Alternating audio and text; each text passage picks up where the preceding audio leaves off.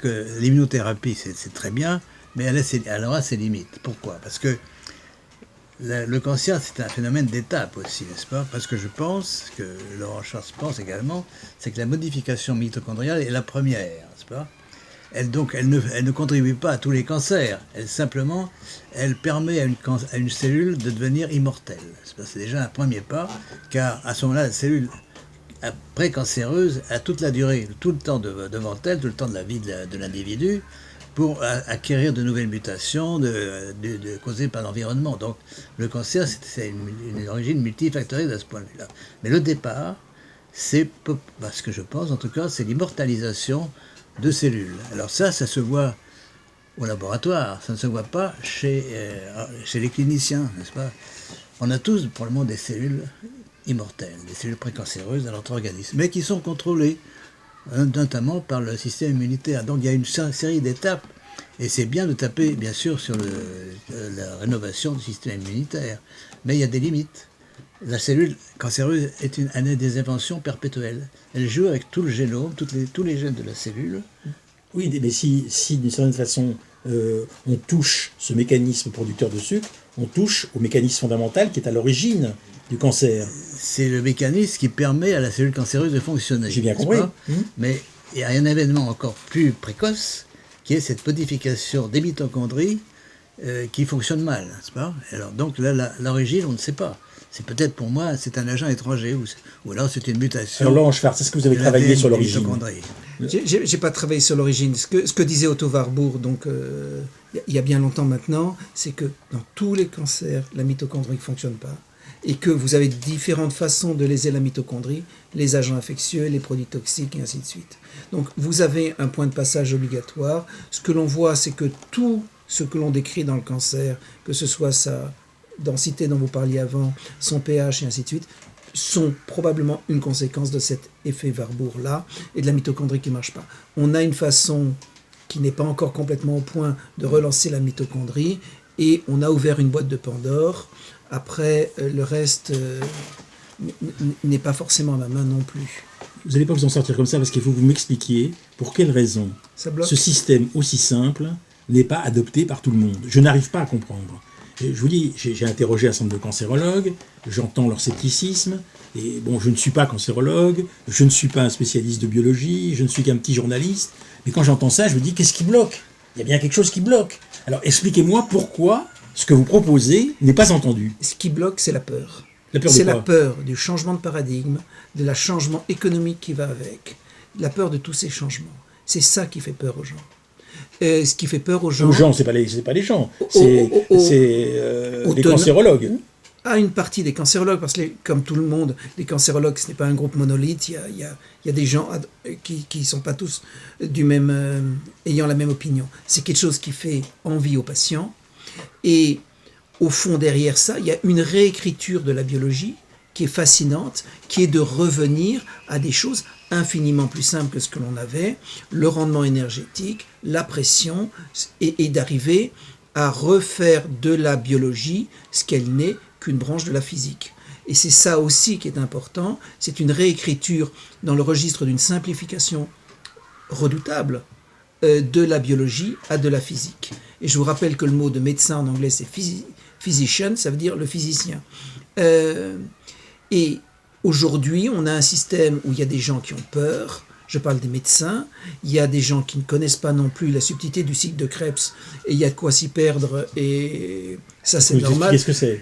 La façon dont la mitochondrie fonctionne avec tous ces enzymes à droite, à gauche, enfin, c'est impossible à retenir à moins d'y faire une thèse, mais tout ceci, c'est un moment où tout bouge, et par là même, il y a un immense espoir pour les patients, en espérant que tout ce que l'on dit soit confirmé par des essais normés. Laurent Schwartz, j'ai rencontré des patients qui ont été traités par vous et par ce système et qui disent être momentanément, parce qu'on est toujours momentanément guéri seulement du cancer, de leur cancer.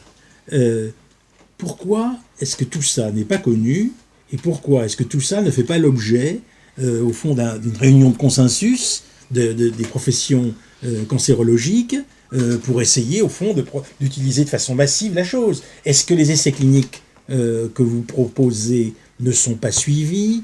Est-ce qu'il y a des obstacles administratifs à ces essais cliniques? Dites-moi la vérité. Je vais vous dire, j'ai essayé de proposer les essais thérapeutiques aux gens dont c'est le métier. Je suis allé voir les notables dont c'est le travail. J'avais une lettre de soutien du doyen de Harvard en disant qu'il reproduisait les données. On travaillait à l'époque à l'école polytechnique, enfin tout ceci pour dire le sérieux qui va derrière, et je n'ai pas été capable de bouger les essais. De faire des essais, par exemple, sur le glioblastome, qui est une horreur, en tout cas chez l'adulte, mais aussi souvent chez l'enfant. C'est un cancer, il faut expliquer. C'est un cancer redoutable du cerveau. Il faut, mettons, entre 20 et 40 malades. Le budget, il est de l'ordre de 50 000 euros. 50 000 euros, ça se trouve relativement facilement. Je n'ai pas été capable de faire démarrer les essais. Mais pour quelle raison? Attendez, la peur. Vous n'enlèverez pas. Mais attendez, pourquoi est-ce qu'ils ont peur de ce genre d'essais? Et pourquoi est-ce que, par contre, dans le domaine de l'immunothérapie, ils n'ont pas peur? Pourquoi est-ce Vous pouvez bien raisonner avec moi, quand même. Non, mais j'entends. Alors, allez-y, monsieur. Je peux répondre. Je pense que là, vous touchez à un point beaucoup plus vaste, un point sociétal, c'est-à-dire que actuellement, la science est au service de l'économie, et non pas l'inverse. La science et la santé sont au service de l'économie. Donc, ce qui joue, c'est la quantité on dit souvent, il y a davantage de gens qui vivent du cancer qu'il en meurt, n'est-ce pas? Parce que c'est un phénomène économique, c'est une industrie importante, l'industrie de la chimiothérapie et de l'immunothérapie, puisque là, on a changé encore d'échelle au point de vue de l'argent, n'est-ce pas? On parle de centaines de milliers de dollars, parfois de millions de dollars, pour traiter un patient. Alors, c'est impossible à supporter par la société, mais c'est ce qui gère actuellement, ce qui nous gouverne, n'est-ce pas? Et donc, il faut changer ça. Moi, je suis un militant de la santé devant l'économie. Une fois qu'on aura compris ça et que ce sera ancré chez les médecins, n'est-ce pas, dans la communauté médicale, on aura fait un grand pas. Et donc, les problèmes de Laurent Schwartz, c'est que les essais cliniques sont faits suivant des protocoles souvent imposés par les médicaments produits par l'industrie pharmaceutique, point, n'est-ce pas? Et si on n'est pas exactement dans l'œillère actuelle, on ne peut rien faire. Et c'est simplement les patients, à mon avis, qui donnent la réponse, n'est-ce pas? Ils sont absolument guéris. Et donc, il faut simplement que Laurent Schwartz trouve suffisamment de patients. Mais ces patients sont souvent des patients en phase de terminale de cancer, donc ils sont un peu rejetés par le reste du corps médical. Mais il faudrait qu'ils puissent travailler chez des patients. Il y a des patients en phase terminale que vous avez sauvés avec ce traitement? Ah, des patients qui ont eu l'extrême-onction, oui. Et qui ensuite ont été sauvés? Oui, enfin, qui sont en vie 3 ou 4 ans après, oui, qui ont eu l'extrême-onction. Mais le monde de la médecine bouge. Et il bouge souvent en dehors de l'institution telle qu'on la connaît, ou à laquelle moi aussi j'appartiens. Je veux dire, que ce soit le monde de la maladie de Lyme, que ce soit le monde des vaccins, que ce soit le monde des statines, ou celle de la cancérologie, c'est en plein mouvement, et c'est un mouvement à la marge. La différence avec ces mouvements sur les statines, qui sont des mouvements essentiellement protestataires, c'est que là se dégage une solution probable sur un fléau majeur. Et qu'en plus, ça n'a pas l'air toxique et pas cher. Et au fond, moi je suis scientifique, le professeur Montagnier aussi, et au fond on atteint notre niveau d'incompétence, c'est plus notre sujet. Enfin je veux dire, c'est un problème de société, c'est plus un problème de science. Vous savez que dans le problème du sida, excusez-moi de parler de quelque chose que vous connaissez infiniment mieux que moi, ce qui a joué un rôle absolument moteur, ce sont les malades. Les patients qui se sont organisés parce qu'ils voulaient qu'on on applique les traitements qui étaient les plus performants et à propos desquels ils avaient lu quelque chose. Dans le domaine du cancer, j'ai été très frappé par le fait que nous n'avons pas d'organisation de patients autrement que sous la domination des médecins. C'est-à-dire dans chaque service, on a des médecins qui organisent éventuellement leurs patients, mais c'est service par service. Il n'y a pas si vous voulez, bon là vous allez me dire qu'il y a la Ligue contre le cancer, mais la Ligue contre le cancer, justement, elle fonctionne sous la direction de médecins. Est-ce que vous croyez que c'est ce problème qui expliquerait qu'il n'y ait pas suffisamment de pression de la part des malades pour qu'on sorte, au fond, d'une situation qui fasse qu'on ignore ce que vous faites? Tout à fait. Mais ces projets tombent au milieu, si vous voulez, d'une sorte d'enthousiasme actuel pour l'immunothérapie. Et donc, le médecin ne parle à ses malades uniquement de ça, des possibilités immunothérapiques. Je pense que la mode va un peu changer, c'est-à-dire qu'on va s'apercevoir, on sait déjà que ça ne marche que sur 20 à 30% des patients, donc pas 90%. Donc qu'est-ce qu'il en est des autres qui ne sont pas guéris? Ils vont se tourner vers des traitements métaboliques, j'espère. Il y a une forme de... Dans quelques années, tout ceci va converger. Il y a dans les thérapies ciblées des choses extrêmement importantes, il y a dans l'immunothérapie des choses extrêmement importantes. Le traitement métabolique, tout ceci doit converger, et ça convergera relativement, à mon avis, à court terme. Les malades qui ont été sauvés ont tous eu des traitements de chimiothérapie ou de thérapie ciblée en même temps. Mais leur espérance de vie était très courte, voire nulle, par ces traitements seuls. Et c'est ça le miracle que l'on voit, et j'espère que la société va bouger, parce que... Ça veut dire qu'en fait, pour vous, il faudrait que le traitement du fonctionnement de la mitochondrie s'accompagne des autres traitements qui aujourd'hui fonctionnent. Exactement. Parce que les traitements ciblés, en réalité, ralentissent le métabolisme. Et la chimiothérapie joue sur le métabolisme. On va avoir une convergence de cette approche bon marché et peu toxique qu'on a avec les thérapies qui existent ou qui vont se développer, ciblées. Et tout ceci devrait entraîner des traitements infiniment efficaces. Écoutez, M. Montagnier, c'est un peu de votre faute. Vous êtes très connu, vous avez un nom, tout le monde sait qui est Luc Montagnier. Si vous criez sur tous les toits que c'est comme ça qu'il faut soigner le cancer, je crois que vous serez entendu. Je le crie, mais... vous ne criez pas assez fort. Il y a une peur, si vous voulez, générale. Et même, il y a des coercitions, c'est-à-dire que les médecins qui appliquent ce traitement sont gênés, sont poursuivis même, pour choses illégales, n'est-ce pas? Alors, justement, il faut une ouverture. Moi, ce que je plaide, c'est pour une ouverture de la science, de la médecine notamment, vers toutes les possibles idées. Il faut reconnaître qu'on ne guérit pas les cancers actuellement. On en guérit un certain nombre. Enfin, 60%. Oui, après 5 ans, comme vous dites. Mais après, des cancers du sein, ça peut revenir 10 ans après. Hélas. Et donc, il faut être conscient de ça, qu'il y a toujours une épée de Damoclès sur les patients, si on ne trouve pas la cause originelle. Donc moi je pense qu'un jour, je suis aussi optimiste que Laurent Schwartz, mais il faut non seulement faire de la recherche, mais vaincre toutes les, on peut dire,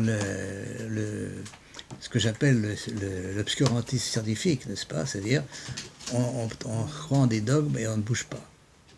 La science, par définition, elle évolue, elle bouge. Laurent Schwartz, 225 000 personnes nous écoutent. Est-ce que vous croyez que si un certain nombre de cancérologues sont parmi eux, ce qu'on peut espérer, vous allez pouvoir les convaincre d'utiliser aussi cette méthode?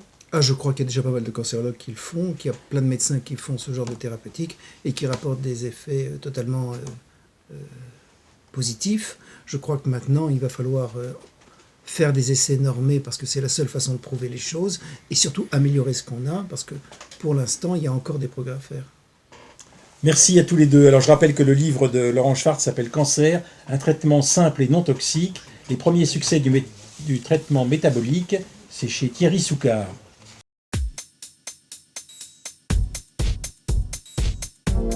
Cancer, découvertes et traitements.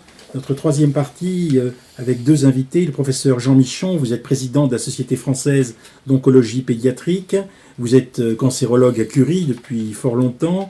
Vous travaillez beaucoup sur cette question du fonctionnement du système immunitaire et vous avez beaucoup cherché sur les conditions dans lesquelles on pouvait stimuler le système immunitaire. Surtout donc en vous occupant du cancer des enfants, vous êtes au centre de quelque chose d'absolument essentiel, compte tenu de l'incidence du glioblastome dont on parlait tout à l'heure, c'est-à-dire cette tumeur agressive de l'enfant qui est en augmentation considérable dans la dernière période. En fait, on ne sait pas très bien, un agent extérieur qui aurait pour finalement conséquence d'attaquer la mitochondrie, de transformer la mitochondrie. Alors, en face de vous, Gilles Ponchel. Gilles Ponchel est docteur en pharmacie, chercheur au CNRS à Saclay, et vous êtes spécialisé dans les problématiques de l'administration de substances actives. Et on peut dire que la meilleure voie d'administration de la substance, c'est à ce propos que vous cherchez, et notamment dans les cas du cancer. Alors, je voudrais d'abord vous demander, Jean Michon, ce que vous pensez, alors pas de l'immunothérapie, parce que vous êtes chercheur en immunothérapie et vous accompagnez évidemment les recherches dans ce domaine, mais au fond de ce qui a été présenté par Laurent Schwartz et Luc Montagnier, et qu'est-ce que vous pensez de notre étonnement en face, au fond, de la petite pénétration de ces autres systèmes de thérapeutique à l'intérieur de l'institution cancérologique? Je ne suis pas vraiment sûr que je peux répondre à cette question aussi simplement que ça. Quand il y a des thérapeutiques nouvelles, des approches nouvelles, dans le domaine du cancer, il est important qu'elles soient évaluées d'une manière rigoureuse, et ça a été très bien dit par Laurent Schwartz. Il faut des évaluations régulières, ce qu'on appelle rigoureuses, ce qu'on appelle des phases 3, des études de phase 3, où on apporte à un traitement donné un autre traitement en plus du traitement donné, et où on compare l'efficacité du traitement A versus le traitement A', par exemple. Et donc il est important que les propositions qui sont faites par M. Schwartz puissent être étayées par des études de ce type. Et j'entends bien qu'il a eu des difficultés pour avoir des aides pour mettre en place des études de ce type, ce qu'on appelle des phases 3. Mais je pense que si le jeu en vaut la chandelle, ça sera fait. Si ce n'est pas fait ici, ça sera fait ailleurs. Moi, il y a plus de 5 ans, j'ai écouté une présentation de M. Takmak, qui est un grand spécialiste de l'immunologie du système T, qui a découvert les récepteurs T, il y a de ça plus de 25-30 ans. Et l'équipe de Takmak s'est intéressée également au système, au métabolisme des cellules cancéreuses. Et il n'y a pas qu'ici qu'on s'y intéresse. Donc je pense qu'on verra apparaître, lorsqu'il sera temps de le voir, si cet ajout à des traitements autres a un sens, et ça sera bien défendu par des études bien rigoureuses, comme M. Schwartz le désire. Gilles Ponchel, vous qui travaillez dans le domaine de pharmacie, est-ce que vous pouvez nous dire si, à votre avis, les laboratoires, comme il a été suggéré tout à l'heure, les laboratoires peuvent faire obstacle à une généralisation des essais susceptibles de protocoliser à terme de nouveaux traitements? Je dirais que je ne pense pas que les laboratoires puissent se mettre sciemment dans la position de faire obstacle à ce genre d'approche. Par contre, évidemment, ce qui est clair, c'est qu'eux développent d'autres stratégies, c'est clair. On a parlé des immunothérapies, il aurait fallu parler aussi du développement des molécules cytotoxiques et d'autres approches dont je pourrais parler après. Et là, par contre, des approches qui effectivement demandent aussi quelque chose qui est très important, qui est le transfert des technologies depuis les scientifiques vers justement les laboratoires. Parce que nous, dans nos laboratoires, nous n'avons pas les moyens de mettre en place ces protocoles d'études cliniques. C'est à la marge. Parce que d'abord, on n'a pas les moyens financiers, parce qu'on n'a pas les moyens non plus humains, puis ça ne fonctionne pas comme ça. Et je pense que voilà, c'est un système qui fonctionne, je dirais, avec plusieurs voies possibles, mais je ne sens pas d'opposition entre ces différentes possibilités. Et je rejoindrai M. Michon là-dessus pour dire que je pense que si cette approche peut trouver sa voie dans des essais cliniques, elle le fera quelque part. Par exemple, nous faisons des approches, voilà. Moi je vais reprendre la main juste pour dire que nous faisons des approches qui sont sans aucun apport de laboratoire qui finance la recherche avec les nouveaux médicaments, lorsque nous faisons des études de désescalade. Lorsque nous faisons en oncologie pédiatrique, qui est le métier que je connais le mieux, l'immunothérapie c'est quand j'étais petit, les essais de désescalade thérapeutique reposent précisément sur la décroissance donc, de l'administration de chimiothérapie dans des situations où on peut guérir bien. Donc on a fait des études de désescalade, on n'a jamais demandé à quelque laboratoire pharmaceutique que ce soit de nous aider dans ces études de désescalade. On a eu des aides de l'INCa ou d'autres systèmes comme le plan hospitalier de recherche clinique qui existe depuis très longtemps puisque ça a été créé du temps de M. Jospin était Premier ministre, donc ça commence à dater. Et ces études-là, on les fait sans aide des laboratoires. Donc on peut tout